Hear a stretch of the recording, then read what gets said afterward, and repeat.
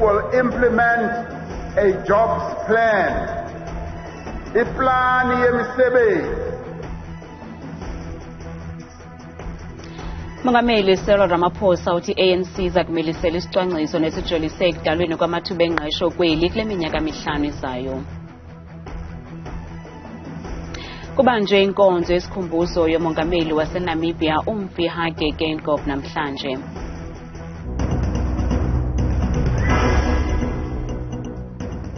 Sinamkele kwindaba zethu ngokuhlwanje andambi ndodwa ndamba nophumza sikhumba noyitoliki yolimi lwezandla Botani Mzontsundu. Umbutho we-ANC uthi kule minyaka emihlanu izayo bazakuqinisekisa ukuba badala imisebenzi eyahlukeneyo ukukhawulelana lentswela-ngqesho kweli. Umongameli walo mbutho umnumzana Cyril Ramaphosa ukuthethe oku ngethuba esothula umqulu wezithembiso zalo mbutho phambi konyulo likazwelonke nelamaphondo neliza kubanjwa ngomhla wama-29 kuMeyi.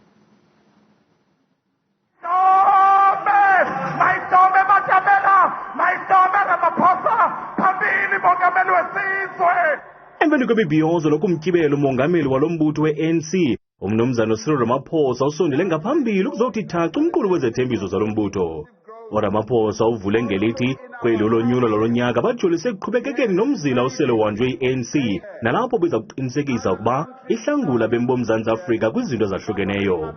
Uthi lo mbutho ujolise ukuba ubuyise iphondo lentshona koloni nanjengoko abahlali beliphondo bebonile ukuba i-ANC enokubanika izidingo zabo. I-Western Cape yona iyabuya ngoba abantu base-Western Cape babonile ukuthi i-ANC kuphela ekwazi ukuthi basebenzele. I-ANC ithi kule minyaka emihlanu ilandelayo iza kuqinisekisa ukuba idala amathuba engqesho naza kuphucula imo yabemboMzantsi Afrika. Ukwathi le misebenzi ayizojola kuphela kwabo balulutsha kodwa nabo bangapha kweminyaka engama-30 baza kuxhamla. Over the next 5 years, the ANC will implement a jobs plan. Iplani yemisebenzi, with the first pillar being a massified public employment plan by creating and sustaining 2.5 million work opportunities, delivering public goods and services.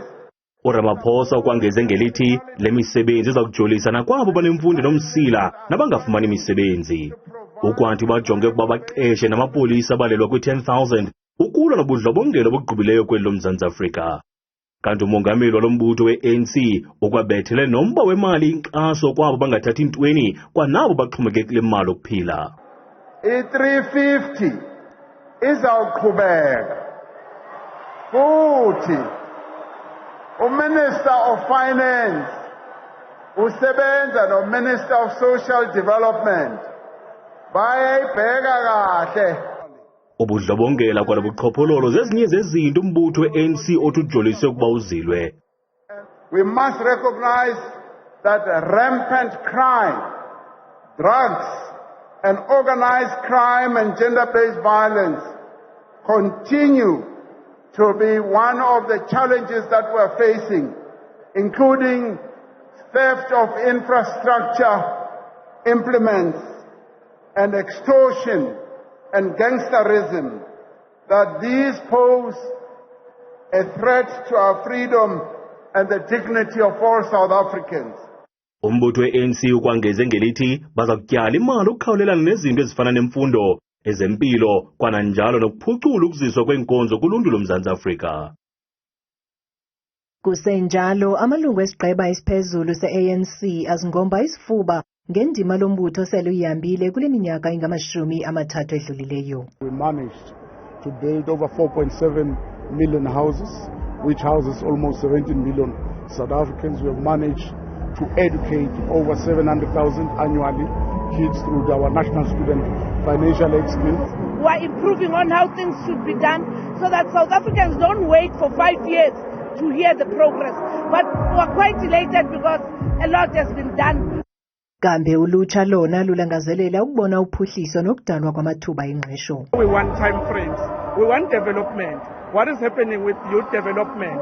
We know there are offices of youth development across the country, but we feel that their job is still insufficient. We need to do more in terms of youth development. Umfelandawonye we-ANC SACP ithi bekukudala noko ngoko abantu belindele ukuxhamla kubunxwane benguqu eziza nalo mbutho. We expect a comprehensive response to the conditions faced by our people and how the ANC is going to sort this out in the next administration.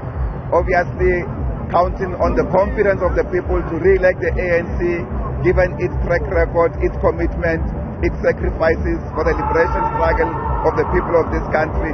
And therefore, all challenges that are faced in society have been responded to directly by this manifesto. Ukanti umhlalutyi wezopolitiko umnumzana Sandile Swana utyhola ulawulo luyenqayo ngokuba sisisekabani seengxaki ezambethela ilizwe. The people who run our municipalities, who run our SOEs, who run government departments are not fit and proper for office. They are not skilled enough. They don't have the correct moral outlook and the correct ethical culture. So the biggest problem, 95% of the problem in South Africa is in fact the HR problem. And a big percentage of the HR problem that we have is in fact the cadre deployment. Uhambise wathi nkqu nomongameli Cyril Ramaphosa uxakene nomqa omele phinini. Umbutho ongajonganga nzuzo idefender wa democracy namhlanje ubambe indibano yokukhuthaza uluntu ukuba luthathe inxaxheba kunyulo lobumongameli ngomhla 29 kuMeyi. Lo mbutho ukwahlaba ikhwelo elitsha kubemibili kuquka nabo bakuzikhundla eziphezulu nabanoxanduva lokuthabatha izigqibo ezibalulekileyo ngekamva leli lizwe kuba bakhusele inkululeko yeli. Le ndibano ibibanjelwe eGauteng. Amatshantliziyo ezopolitiko kwanemibutho enjongo ikukukhusela inkululeko yeli ihlangene kule ndibano ivulwe ngokunika nokukhumbuza abantu ngemvelaphi yalo mbutho. The campaign was established to mobilize people against corruption and state capture and to counter attacks on the judiciary and our constitution. Namhlanje ke umbuzo ngokuba yeyiphi indima enokudlalwa imibutho yasekuhlaleni kwanabemibeli ukuqinisekisa ukuba inkululeko yeli iyakhuselwa. There isn't a single mechanism where we can talk to politicians, and I hate to say this in the church, that puts the fear of God in a politician.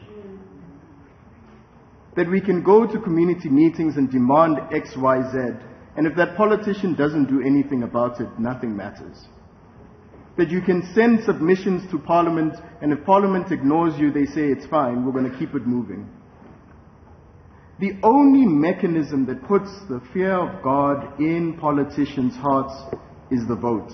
As we have noted in Africa, once those in power realize that they are losing it, they'll always put some mechanisms in place to ensure that the outcome is in their favor.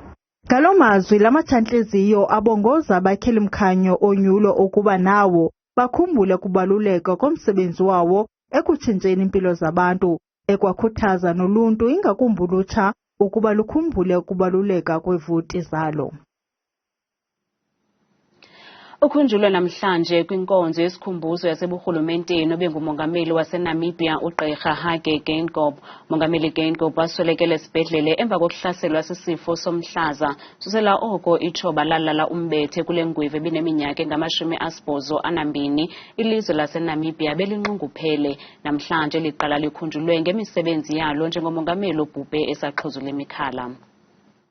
Isithonga sokuwa kwalo mthi mkhulu wengwevu yakwa Geingob sashiya isandi kweli lizwe. On the 4th of February 2024, Namibia woke up to the very sad news of the passing on of our President, His Excellency Dr. Hage Geingob. Since then, the Namibian nation has been grappling with a tremendous pain and sorrow. Inkokeli zelalizwe zilincomile igalelo lesisiswenye esathwala iminqwazi yahlukeneyo yolawulo kambe ukuhamba kwakhe kukwashiya umsantsa koxa bakhe. We are nursing the deep and overwhelming pain of losing someone who was not only closer to us, but a valued member of our party, who dedicated his entire life to the cause of our revolutionary party and to the Namibian nation.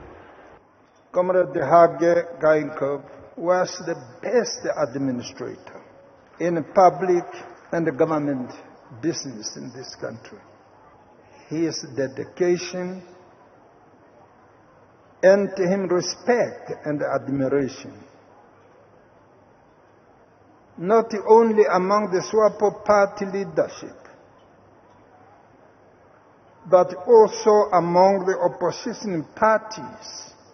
Hamba ke xhegondini lakwa Geingob olwakho ugqatso olufezile kambe umzila weenyawo zakho uyakubonakala nakwizizukulwana zelizwe laseNamibia. Kanti abantu baphefumle kumakhasi ethu ezonxibelelwano ngomqulu wezithembiso zonyulo ze-ANC.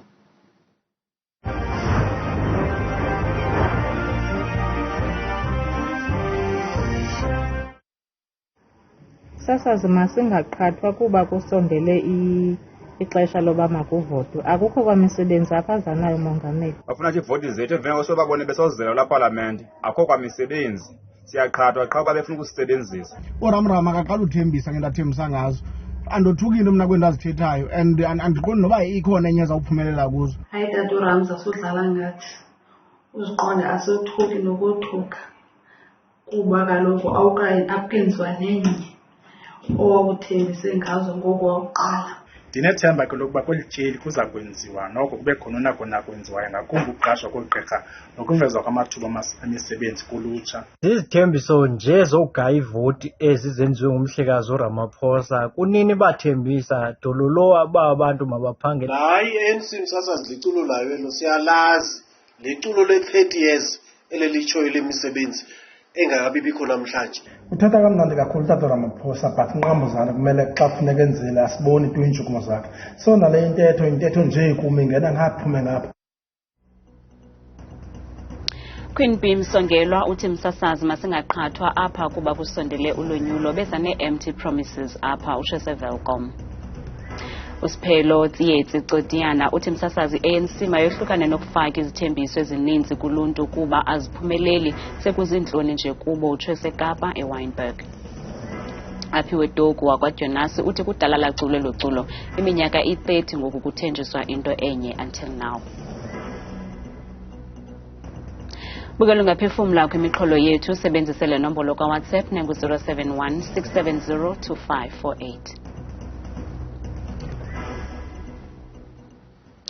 Inkokheli zemveli kwiphondo eMpumalanga nakwilizwe laseSwatini zikholelwa kolokuba intsebenziswano phakathi kwazo ingakhokelela ekuvulekeni kwamathuba ezoqoqosho kwicandelo lezokhenketho. Ezi nkokheli zikuvakalise oku kumsitho wenkcubeko nobusingathwe yindlu yasebukhosini bakwaDantyi ePinar kude kufuphi neMbombela.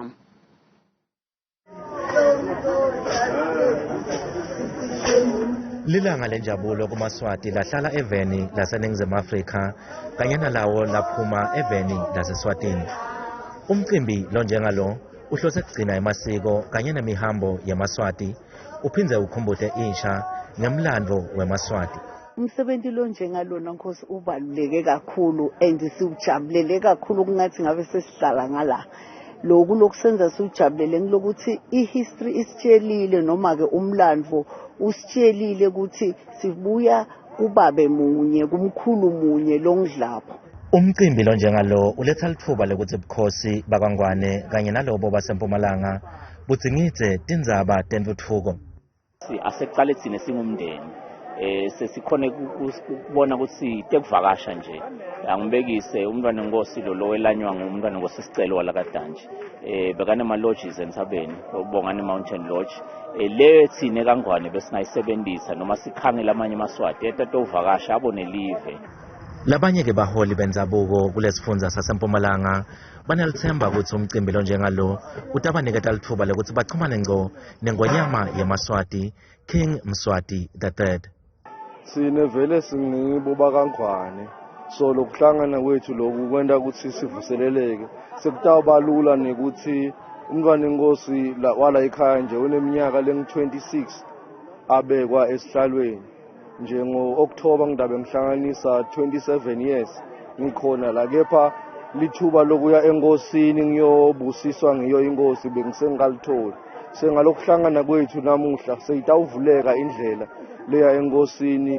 Etindzabeni tetfu ku Channel 163 lotiletselwa iNewsroom Africa, ngingumweli Masilela ePinar, eMpumalanga.